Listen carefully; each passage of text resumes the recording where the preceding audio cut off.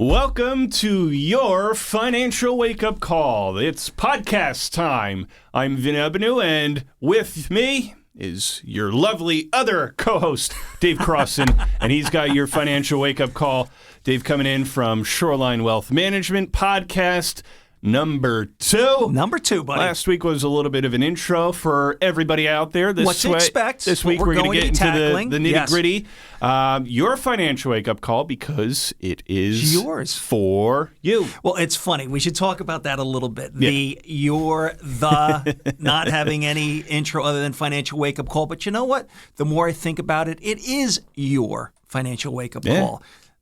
Everything that we're going to be talking about, and again, this is going to be different conversations, general conversations. I'm never going to be, you know what, Vin, pounding the desk saying you must do Not this. Here. You must do Not that. Here. But this is all about the aha moment, Aha. the light bulb going off, ding, whatever it is.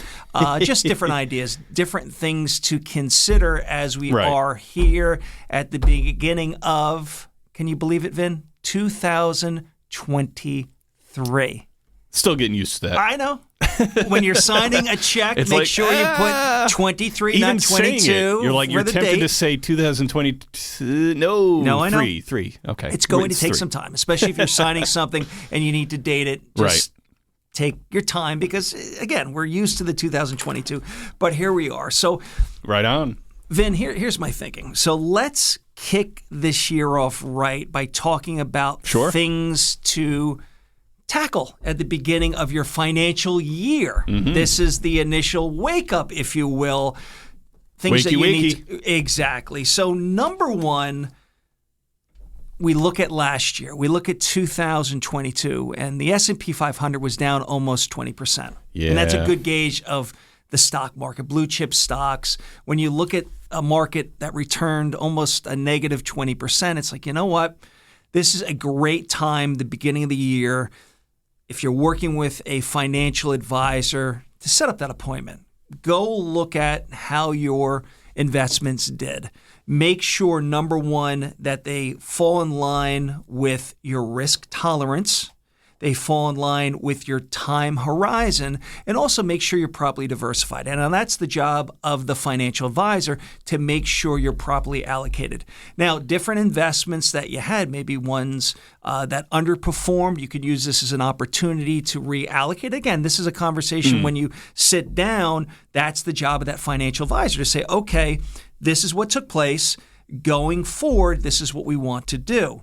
Now, again, I'm a firm believer you have to be careful of the emotion of the market, because for a lot of people, when you see a market down that much, it's that panic. You know, you watch that financial television show or you listen to financial radio shows and you get nervous and the emotion kicks in and you have a tendency to make a move that later you're going to regret. And unfortunately with the market, what ends up happening is when an investment is increasing, let's say a stock keeps going up and up and up, it's that desire that, I'm going to miss out, and you jump on it.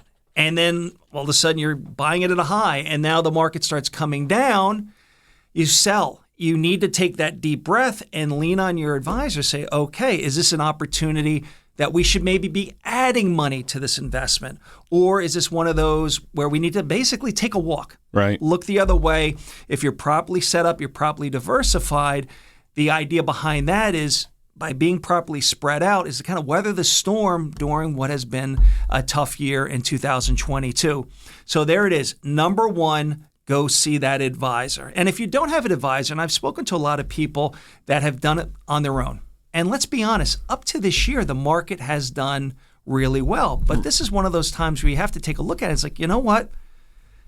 Here's where I'm at. Maybe I'm nearing retirement. Maybe I'm at a situation where I do need that guidance to make that transition, to make sure that how I'm set up right now, let's say if the market doesn't do well this year and the following year, or whatever happens, that you are properly diversified and you're properly set up to weather the storm.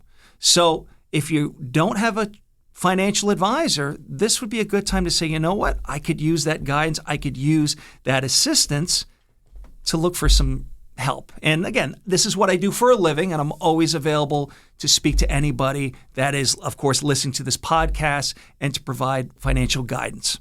Right. Here's another one, Vin. beginning of the year for individuals that are at that age where they're needing to take required minimum distributions. Currently, that age 72, if maybe this is your first year that you need to start taking money out of your retirement accounts, these accounts that have been growing for you for years, that have been all pre-tax money that now the IRS is saying you need to start a distribution strategy. Or for people that are listening that already are, this is a new year. Here is what you need to do. And the rules have changed. There are a lot of different tables to look at depending on your situation on how to figure out what your distribution needs to be. And again, that's where your financial advisor would provide that guidance. I say to people all the time, and unfortunately, we get busy doing our different things in life, that people are like in December, like, oh, I have to take my required distribution. Let's just make up a number, Vin. Let's say it's $6,000. Okay. And during the course of 2023, let's say that's what you need to take out. People have a tendency to take it out at the end of the year. Well, my thinking is, why not take it out gradually? Why not say, hey, I've got to take out $6,000. Why don't I set up with my financial advisor to take it out monthly? Sure. For the IRS, all that they care about is that you take it out prior to the end of the year. That could be taken out all in December. That could be all in January. But why not benefit from it? Set it up like a pension. This could be utilized for your maintenance, your association fees, electric bill, whatever, car payment, insurance. Why not take it out gradually so you know, hey, I've got X amount coming into my bank account that I'll use for my different bills. Something to do, something to talk about for people that need to start taking the required minimum distributions or are already doing it. Consider taking it out. That benefits you through the course of the year. Now, here's another one. As we're looking at things to do, things to look at for 2023, right? For any accounts that you have a beneficiary designation, that could be an IRA account, that could be a 401k, that could be an insurance policy. Always remember that, let's say your will says something completely different. Let's say, I'll make this up then. Let's say for my 401k, I have it all going to you, buddy. Congratulations. Something happens to me, I pass away, it goes to you.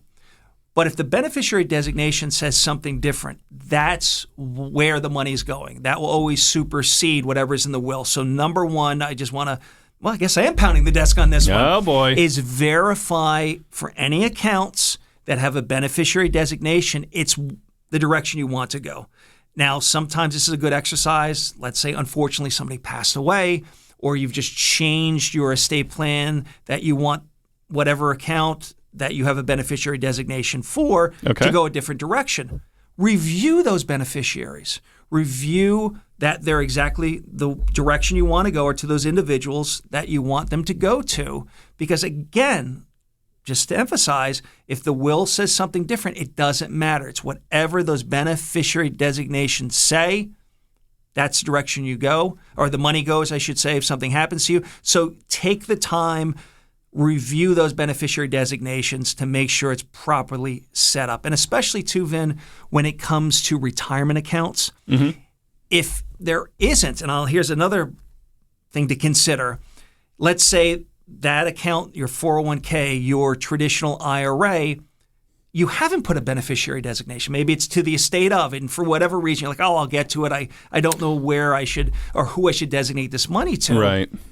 In that situation, that could limit the settlement options, if you will, on whatever your will says. So, for example, let's say I have a 401k, and I just never listed a beneficiary. It's to the estate of. So now to find out where that money goes, well, yes, now it has to go to whatever the will says.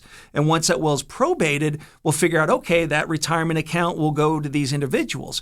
Well, the problem is, because they weren't named outright as beneficiaries on this retirement account, it's going to limit their settlement options. In other words, it will limit the ability to stretch that money out because consider it's all pre-tax money. Let's say one of the options there is to go ahead and do it as a stretch so your beneficiaries could take it out over time. That could be something that's completely eliminated, and it may force a liquidation of that account that the whole thing is taxable. So it could create bigger tax issues and create tax problems, if you will, for somebody having to settle that all up all at one shot, especially because if you name a beneficiary designation, it does provide various beneficiary settlement options. So that's the other side of it. If there aren't beneficiaries on accounts that have named, that provide or give you the ability to have a beneficiary, make sure that you've got that squared away. And like I always say, if there's any confusion or questions about how to do this, always lean on an estate planning attorney. This should be part of that conversation. Right. Not only getting your will set up, your power of attorney, living will medical directive, important legal documents, but have the conversation about how these beneficiaries are laid out to make sure it goes in line with what you're trying to accomplish. Very, very important. Now, I'll clear my throat on this one. Here we go. I'm ready. I'm fired up, buddy. So now, here we go. We have talked about things to do with your financial advisor, the conversations to have. Now, for individuals that are working and have a 401k that they are contributing to, that they are putting money toward, if there is a match, and I want everybody to do this, to verify if your company is providing a match with your 401k and you're not at least contributing up to the match, that's where I have to say, no. Do whatever you can to at least contribute up to the match. Why is that the case, Vin? If I'm not contributing up to the percentage of the match from my company, I'm leaving money on the table. It's like a pay raise I'm not taking advantage of. So if I'll make this up, let's say it's 4%, and I'm not contributing at least that 4%, well, guess what? That amount I'm not getting. I'm not getting up to the maximum I can of, I like to call it free money or money that my company is willing to match.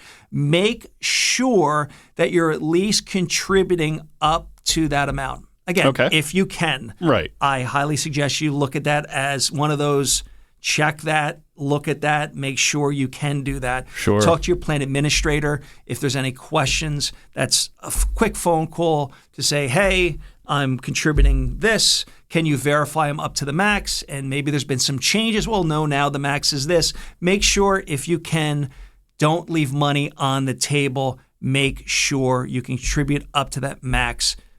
Leaving money on the table is never a good thing, Vin. Take it when it's given to you. Okay, so now, Vin, as I start to land the plane, this is something where I want people to now look at this year as, you know what? Let's put together a budget. I know it's boring. I know it's not fun. Everybody's listening like, oh, Dave, that sounds great. I couldn't be more excited. Take a good look at the income coming in. Okay. If you're working from, you're in the job you have, the money that's coming in there, or if you're in retirement, the Social Security or maybe retirement distribution or from an IRA or 401k distributions that you're receiving, that's part of your income.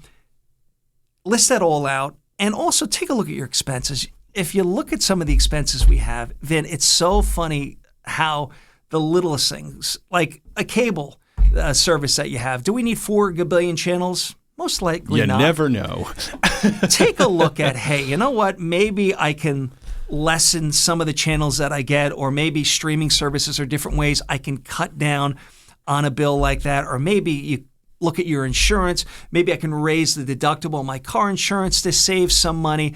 Different ways that you can limit what's going out the door. We know what's coming in the door, but what's going out the door, let's look at different opportunities. And you know what? Make that phone call. Take a look at what your options are. You'd be surprised how much money you can save. The other thing too, Vin, for people that go out to dinner a lot, hey, this is an opportunity to say, do I need to be going out 4 nights a week? Maybe it's a situation I can go out a couple nights a week or have gatherings where I bring people over, friends, if I like to be social with going out to dinner. There are different ways that we can save, and it really, really adds up. And here's a key one, Vin. With setting up a budget, something to consider. And there's different versions of this, but I like this a lot.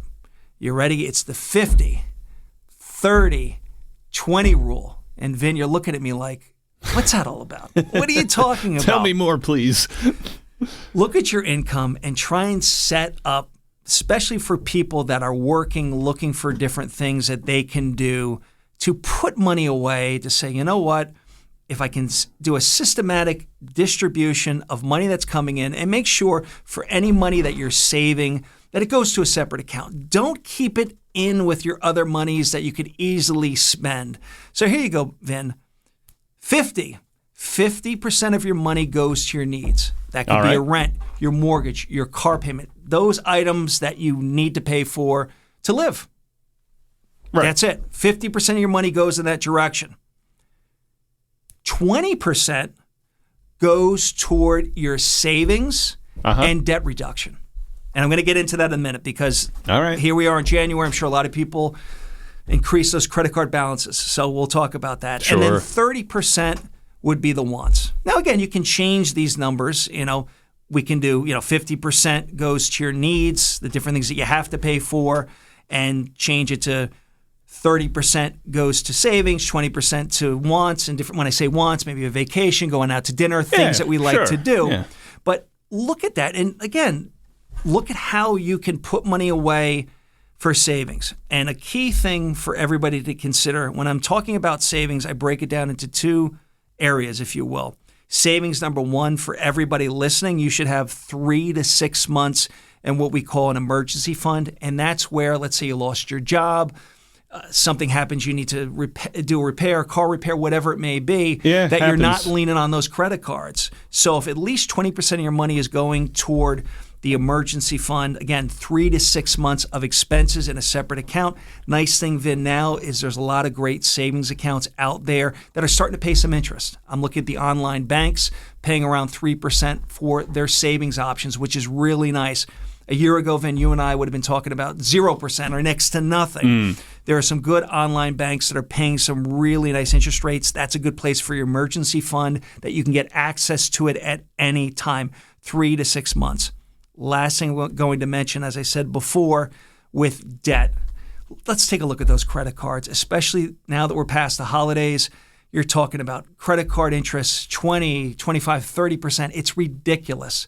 And I hate to see this, and it happens a lot, where people are investing in the stock market, and then I'll say, well, wait a minute, you have a credit card bill that you're paying 25% on, and they're like, well, I want to invest for my future, for my retirement. I'm like, well, I tell you what, there isn't an investment out there that's a guaranteed return of 20, 25%. But I tell you what is guaranteed is that interest rate you're paying on that credit card. To the negative, unfortunately. So if you have built up some credit card bills, you're paying 25%, whatever it is, we need to use as an opportunity now to figure out ways to get rid of those credit cards, to lessen the amount, because that's a negative percentage, a high percentage that's going against you. So as we're talking about building up our emergency fund, let's also create a plan to, again, part of our savings is 20% I'm talking about, for savings and debt reduction, is maybe at this point we do, of that 20%, half of that will go toward building up my emergency fund, but the other half for debt reduction. And again, the key thing is the sooner we can get rid of those high interest credit cards, the better position that we're in. And this is the last thing I want to mention, Vin. I see this a lot where I'll meet with somebody and they're like, well, hey, David, I have, I'm making this up, $30,000 in a money market making 3%. Oh, great.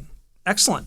And then they'll say, and I have a $10,000 credit card that I'm paying 25%. So let's look at those numbers. Sure. $30,000 in savings getting 3%. Let's put on the glasses, take a look. Is a negative, or the interest rate is 25%. I say, you know what? First thing we're going to do, we're going to take $10,000 out of that savings account and get rid of that credit card. And then the money that we're saving that we'd be putting toward the credit card will build up that savings account. There you go. So again, big thing for this year, go see your financial advisor, review what happened last year, see if there are any changes that you need to make. Beneficiary designations, verify it's exactly the direction you want to go. For accounts that have beneficiary designations or the ability to put them on there and you haven't, look to add them on there, because again, it could create problems for the beneficiary when it comes time to settle up. If you have a 401k you're contributing to, you're working and putting money toward a 401k and there's a match, make sure you're at least putting that amount to the match, because if not, you're leaving money on the table that the company wants to give you. And again, consider getting that budget together. Again, Vin, you're looking at me like, oh, not the budget. What's coming in the door and what's going out, different ways we can lessen your expenses. And again, consider breaking it down. Again, the example I used today, 50, 30, 20 rule, 50% goes to your needs, things that you have to pay for, like your rent, your mortgage, car payments. 30% can go toward things that you want to do, dinners, vacations, whatever it might be. Yeah. And then 20% to savings and debt reduction. And when I say debt reduction, I am pounding the desk. Oh, boy. Let's attack those credit cards. If you've got extra money in a savings account and you have a high interest rate credit card that you're paying on, let's look for an opportunity to pay it off or a good amount of it off. And the money that we save, we can build up our savings account. There you go. There it is. Whoop, there it is, people. There it is. Good way to start the year. Yeah. Yeah. I like this a lot to consider. Listen, as you know, we've talked on the show, on the air as well. You know, January, now's the time to plan ahead. What are you going to do this year? What do you need to do this year? And it's a good time of the year to start looking ahead and really sitting down and, you know, going over finances. And this is your financial wake-up call. Why? Because it's for yours. you. Exactly. You out there listening. Yeah, it's advice for you. And please share this podcast with other family members, friends, coworkers. Help spread the word, because a lot of people have the same kinds of questions. Dave, for people who want to get in touch with you and ask some questions and discuss this a little bit in full, how can they get in touch with you at Shoreline Wealth Management and set up an appointment? Well, thank you for asking. I love it. Well, My pleasure. You can call our main number at 732-902-7880. Of course, visit us at shorelinewealth.com. We have offices in Manchester and Manahawkin, right near the Jersey Shore. Yeah, not too far away. No matter which location, drive is right around the corner, and it's a nice drive. It's a good opportunity. Check out a part of Ocean County and the Jersey Shore here, and then go have a nice little sit down with Dave Crossan. And love to meet you. Plan out your year ahead. So this is episode number 2 of your Financial Wake Up Call podcast, and another one next Monday. And don't forget to listen to Short Time with Vin and Dave this coming Sunday as well. The opinions voiced in this podcast are for general information only and are not intended to provide specific advice or recommendations for any individual. This information is not intended to be a substitute for individualized legal advice. Please consult your legal advisor regarding your specific situation. Securities and advisory services offered through LPL Financial, a registered investment advisor, member FINRA, SIPC. Whether you're in the early stages of investing, getting ready to retire, or planning your estate, you need a financial planner who will guide you on a clear path with honesty and transparency. Shoreline Wealth Management understands that you're more than your money, and they strive to help you realize your best life as they align your finances with your goals. Best of all, Shoreline's straightforward approach will include you in the process. Shoreline Wealth Management is your financial anchor, committed to helping you weather life's storms. Visit shorelinewealth.com for more information today. Shorelinewealth.com. Securities offered through LPL Financial, member FINRA, SIPC. Let's face it, investment concepts and financial planning can be very intimidating and confusing. Shoreline Wealth Management addresses that feeling head on. Their goal is to educate you while offering financial advice without buzzwords and jargon. Shoreline includes you in the process and makes you comfortable every step of the way. Shoreline Wealth Management is your financial anchor. Visit shorelinewealth.com for more information and start your financial journey with comfort and security today. Shoreline Wealth Management, with offices in Manchester and Manahawkin. Securities offered through LPL Financial, member FINRA, SIPC.